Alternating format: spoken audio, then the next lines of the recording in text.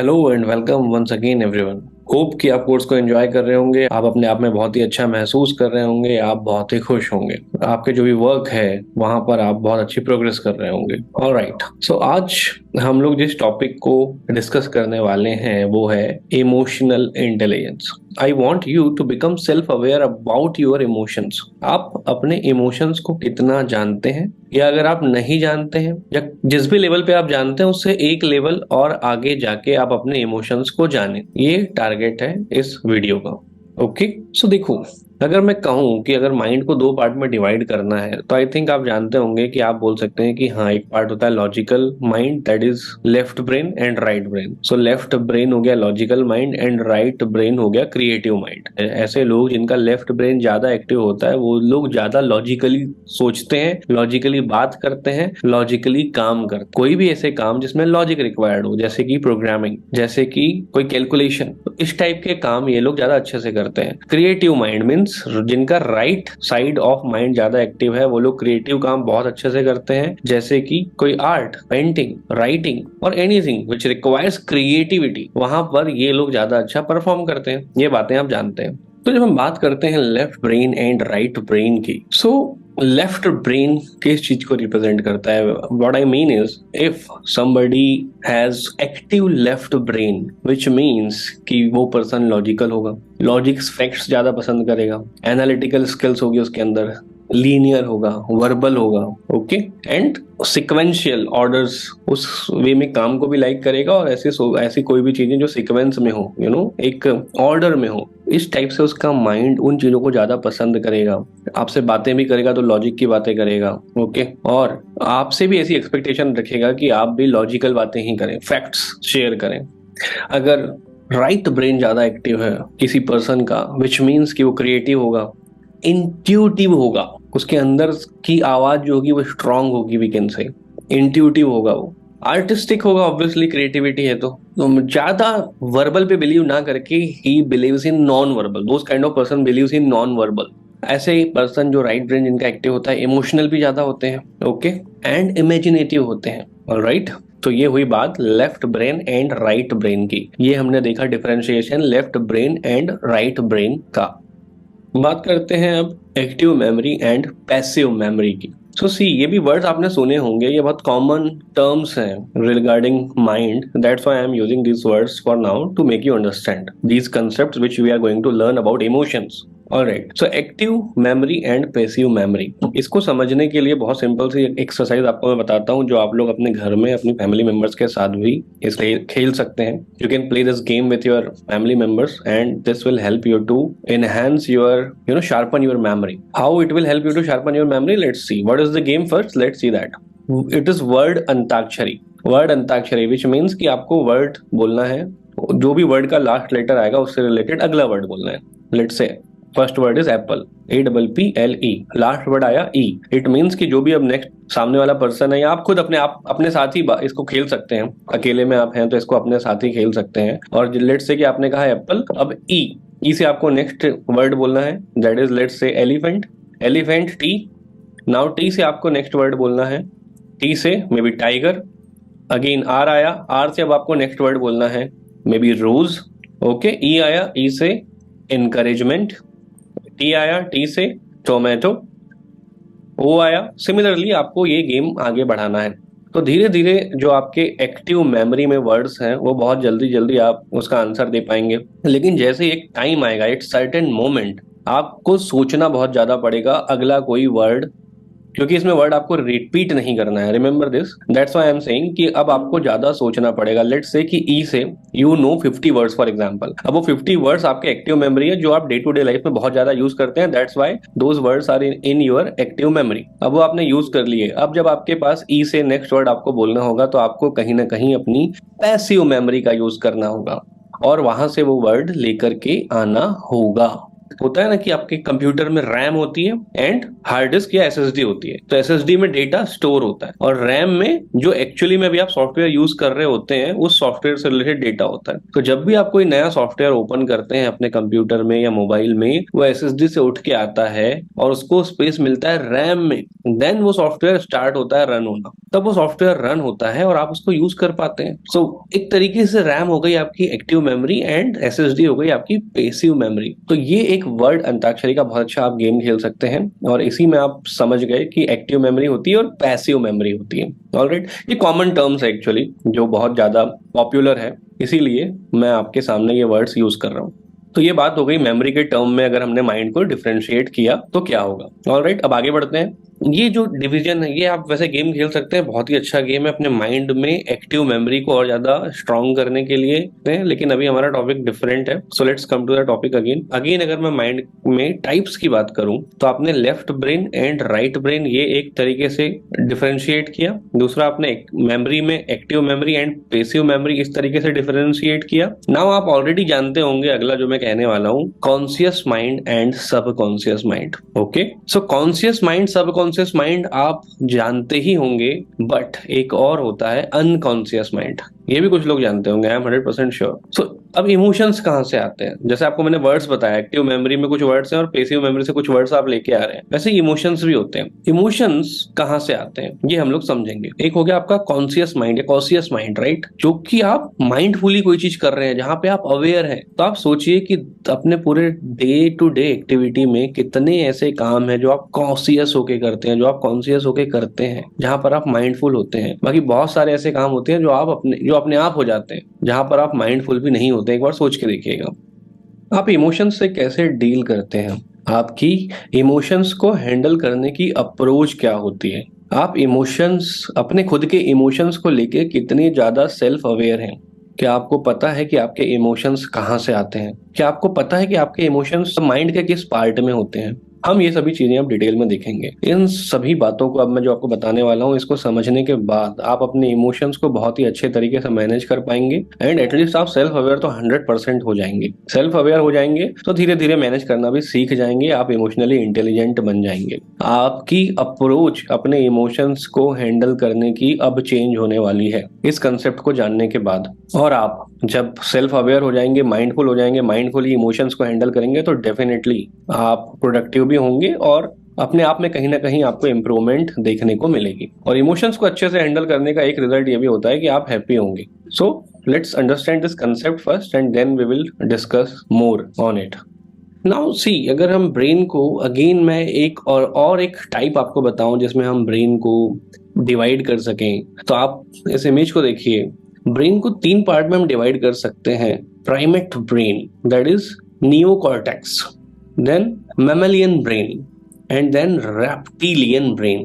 तो ये जो रेप्टिलियन ब्रेन होता है ये एक्चुअली जब आपका बर्थ हुआ है तब से ये हर एक पैटर्न को ऑब्जर्व करता है और ये वो पैटर्न्स को समझ के स्टोर कर देता है। रेप्टिलियन ब्रेन आपके बर्थ के साथ ही आपके बॉडी के पैटर्न्स सीखना स्टार्ट कर देता है और उस पैटर्न्स को वो हमेशा याद रखता है। रेप्टिलियन ब्रेन कहीं ना कहीं आपकी नेक के साइड में होता है and then it connects with your spinal cord. So understand this, आपकी स्पाइनल भी एक्चुअली बहुत इंपॉर्टेंट रोल प्ले करती है and it is as a brain only, it behaves as a brain only. जब भी आपका ब्रेन किसी और चीज में बिजी होगा, तो एक एग्जांपल के थ्रू समझते हैं। तो सपोज आप कोई एक बहुत इंपॉर्टेंट अपना काम कर रहे हैं और पूरा आपका फोकस, आपका पूरा जो ब्रेन है उसने 100% फोकस दे दिया है उस काम में, और आप वो काम करते करते लेट से एक रूम से दूसरे रूम में जा रहे हैं, इस रूम से बाहर निकल रहे हैं। अब जैसे ही आप बाहर निकल रहे हैं, आपका कोई फैमिली मेंबर दरवाजे के पीछे से अचानक से आपको भौ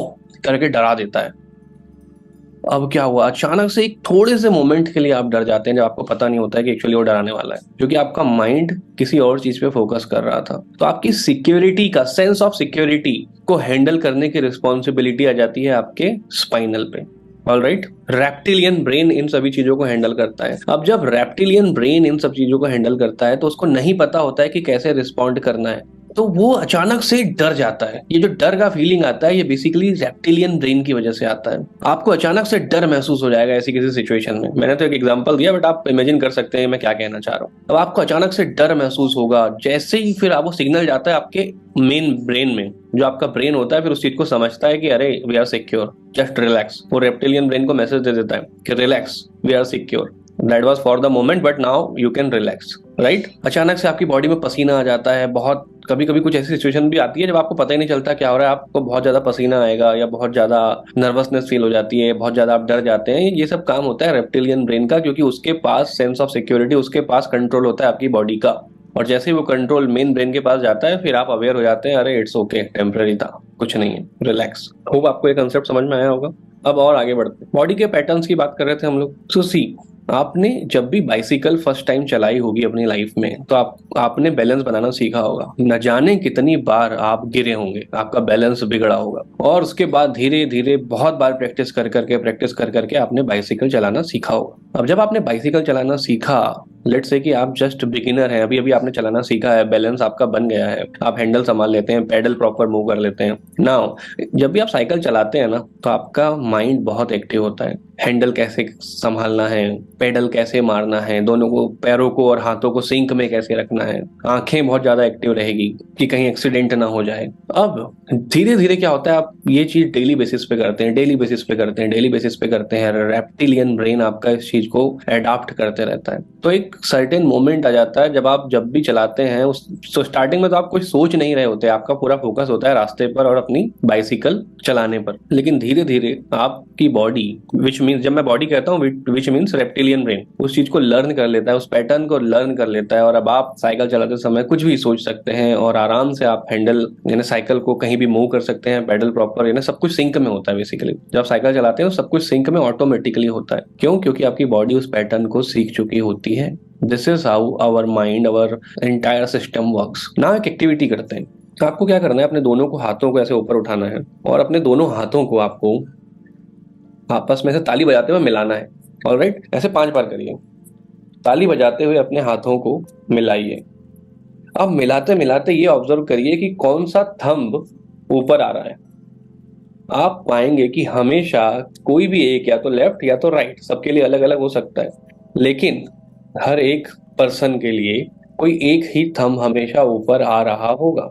इस एक्टिविटी को करते रहिए कि जैसे मेरे लिए लेफ्ट थंब ऊपर आ रहा है। क्यों ये लेफ्ट थंब हमेशा ऊपर आ रहा है? क्यों? क्योंकि हमने जब से हमारा बर्थ हुआ है तब से आज तक न जाने कितनी बार ये एक्टिविटी की है, और इस एक्टिविटी को हमारे रेप्टिलियन ब्रेन ने एब्जॉर्व किया है और एक पैटर्न को समझा है कि हमेशा ये हैंड का थंब, लेफ्ट हैंड का थंब ऊपर आएगा।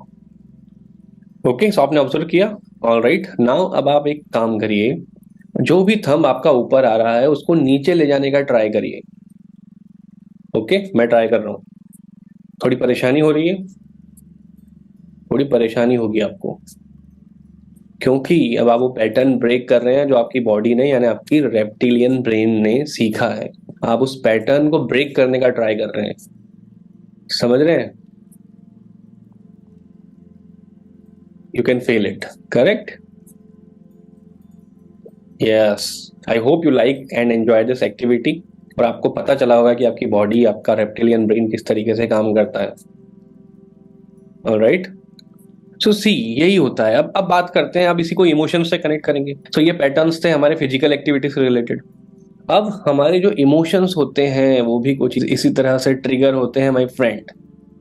पैटर्न होता है जो बचपन से लेके आज तक आपने जिस जिस इमोशन को जैसे जैसे वैल्यू दी है, आपके रेप्टिलियन ब्रेन ने उस इमोशन को वैसे वैसे रिकॉग्नाइज किया है और उस पैटर्न को समझा है। और जब भी सिमिलर सिचुएशन ऑकर होगी, वो पर्टिकुलर इमोशन एक्सप्रेस होगा।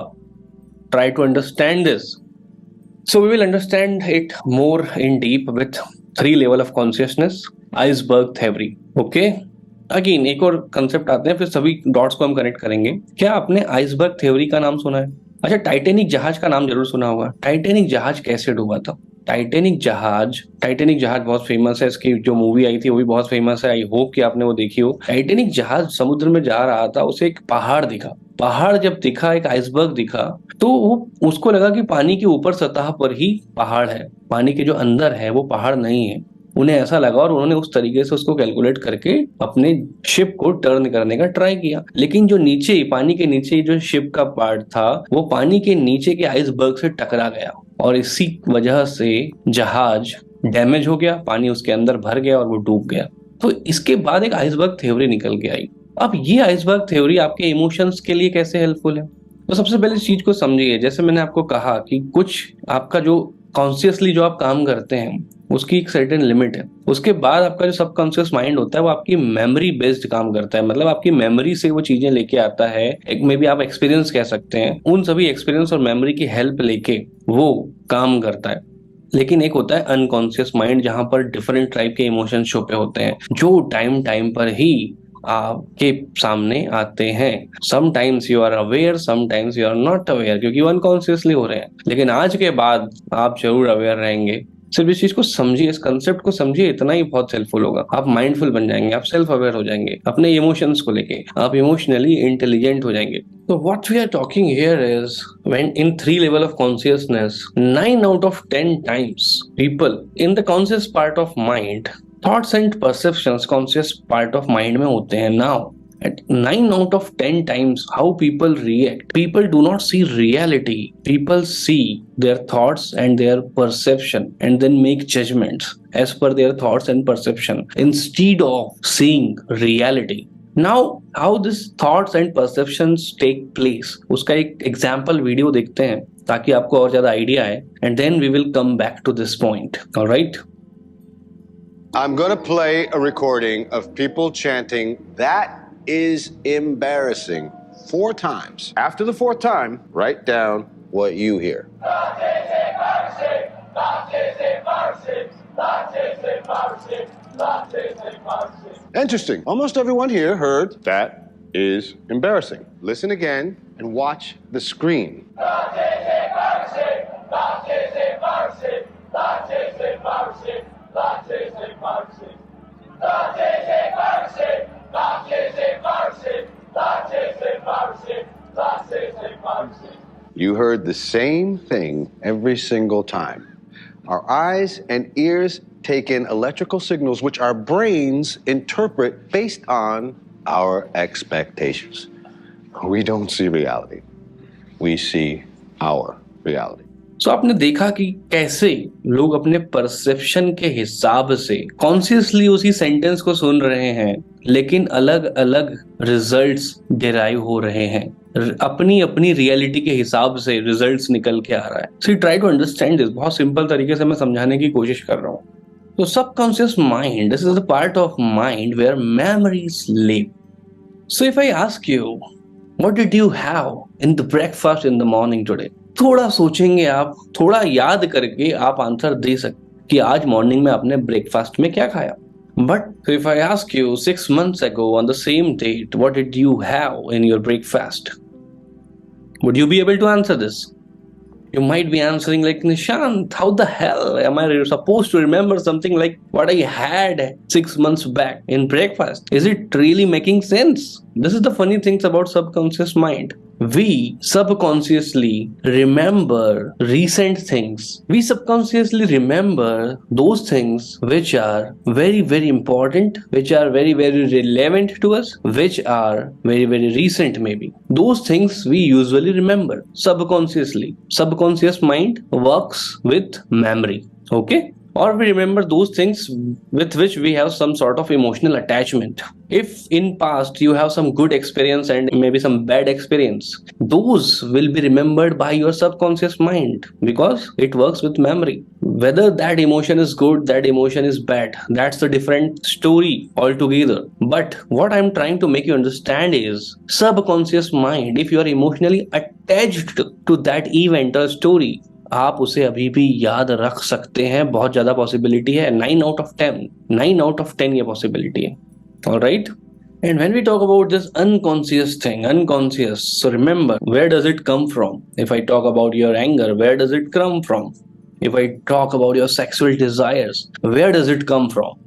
Unconsciously it works. So there are so many unconscious learning we have, which is the foundation of our beliefs your motives, what drives you to take this course, your longest serving assumptions, your likes, your dislikes, our preferences, our motives, all of these things impact and drive the decision that we make on a day to day basis.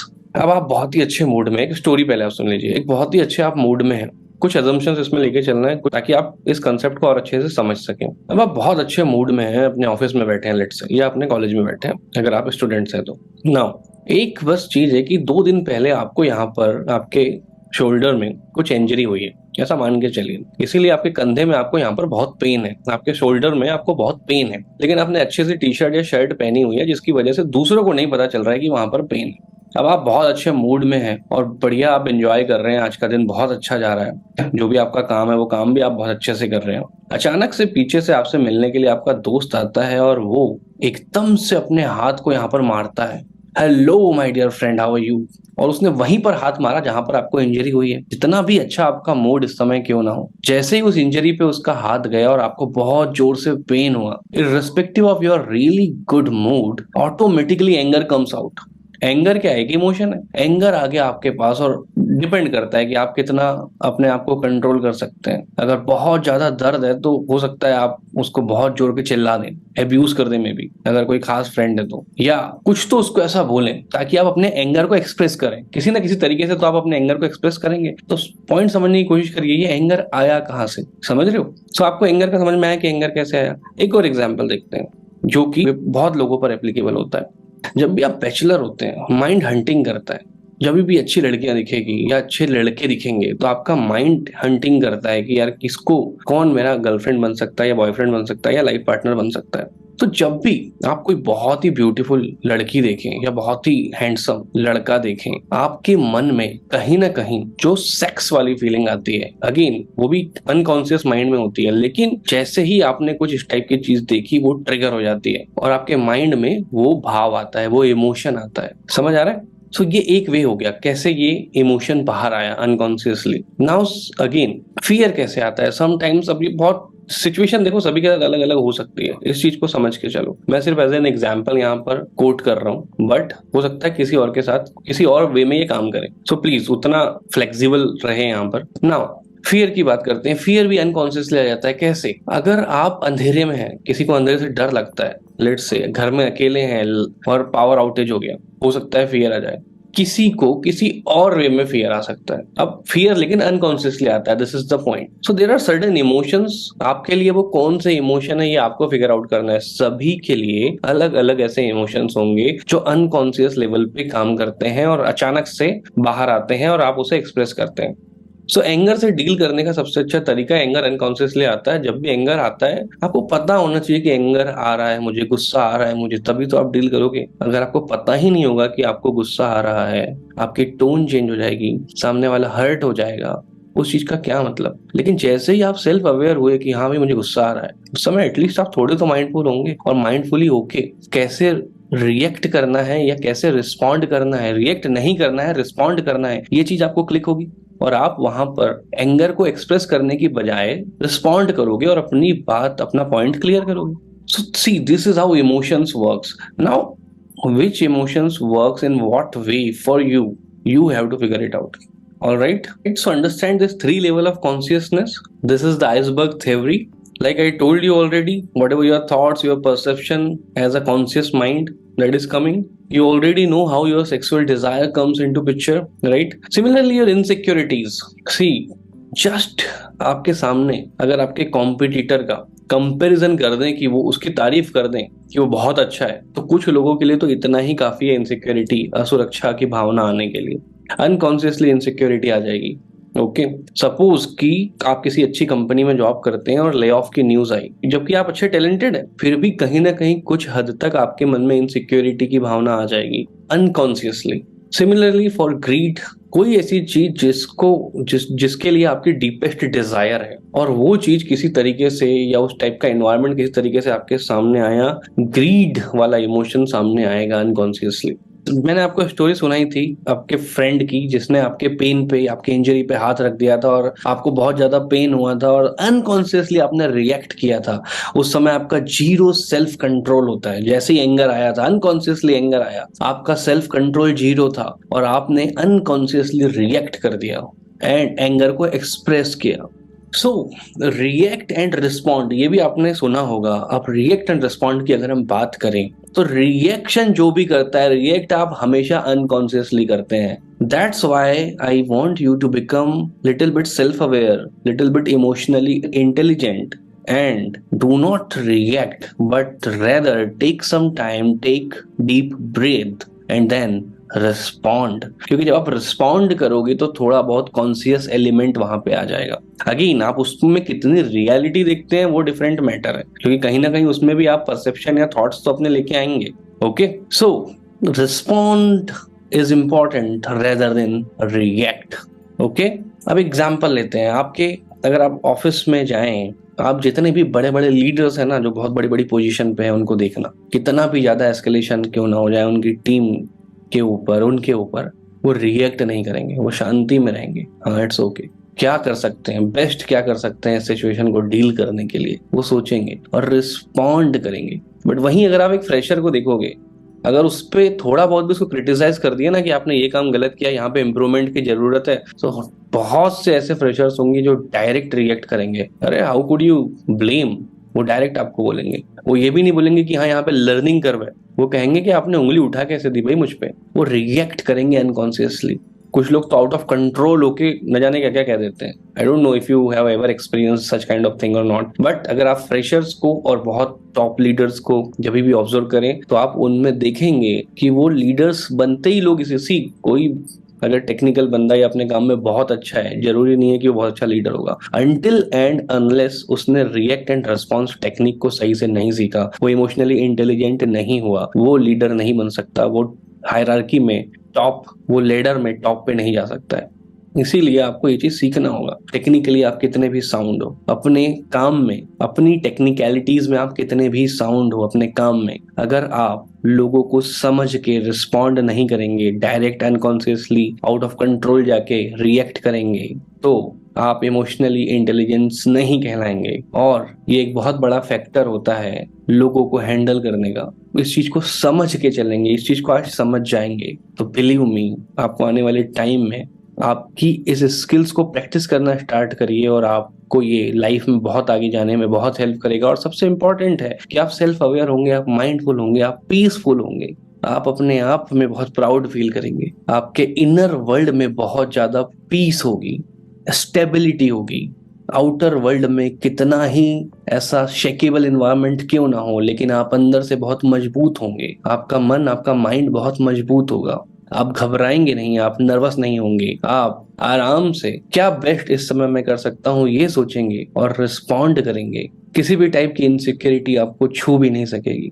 इसीलिए ये iceberg theory, ये 3 level of consciousness को समझना बहुत important है। But again जो मैंने examples लिया वो हो सकता है आपके ऊपर एप्लीकेबल हो सकता है आपके ऊपर एप्लीकेबल ना हो। सो आई वुड रिकमेंड कि आप इस टाइप का एक चार्ट बनाएं जिसमें आप अपने कॉन्शियस, सबकॉन्शियस और अनकॉन्शियस अपना खुद का आइसबर्ग तैयार करें और उसमें देखें कि ऐसे कौन से इमोशंस है जो अनकॉन्शियसली आते हैं, ताकि at least you will become aware about it. So I hope कि आपको बहुत कुछ जानने मिला होगा अपने खुद के फिजिकल एक्टिविटी के बारे में, अपने इमोशंस के बारे में, सेल्फ अवेयरनेस के सेंस को आपने फील किया होगा। और अब आप जानते होंगे कि जो भी अप्रोच अभी तक आप यूज करते थे कॉन्शियसली, अनकॉन्शियसली अपने इमोशंस को डील करने के लिए, अब आप सेल्फ अवेयर हैं और अब आप जानते हैं कि अगर आपकी अप्रोच करेक्ट थी तो वेरी गुड, बट अगर करेक्ट नहीं थी, नेगेटिव इमोशंस एक्सप्रेस ऑटोमेटिकली हो जाते थे, तो अब आप अपनी अप्रोच को करेक्ट कर सकते हैं। तो सिमिलरली आप गाइड कर सकते हैं दूसरों को भी, बहुत अच्छी चीज है।